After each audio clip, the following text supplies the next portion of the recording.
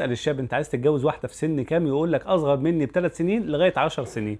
طب السبب ايه؟ يقول لك علشان تحترمني في فرق السن، وعلشان ان الستات بيبان عليهم الكبر اكتر من الرجاله.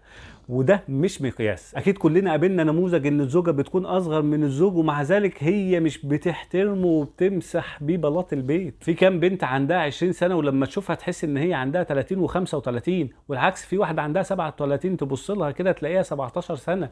شكل الزوجه مش مرتبط بس بسنها، لكن برضه بيعتمد على مدى اهتمامها بنفسها وبصحتها. الناس فاكره ان سيدنا النبي صلى الله عليه وسلم لما اتجوز ستنا خديجه وهي اكبر منه ده معناها ان هي كانت عجوزه. بالعكس تماما، ستنا خديجه كانت غنيه ومدلله وكانت جميله جدا، وكل اثرياء قريش كان نفسهم يتجوزوها، ولكن هي اثارت سيدنا النبي صلى الله عليه وسلم عليهم ففازت بخير الدنيا والاخره. الموضوع ده نسبي، مشكلتك مش في السن في حد ذاته، مشكلتك في قبولك لشكلها وقدرتك على احتوائها وكسب ثقتها.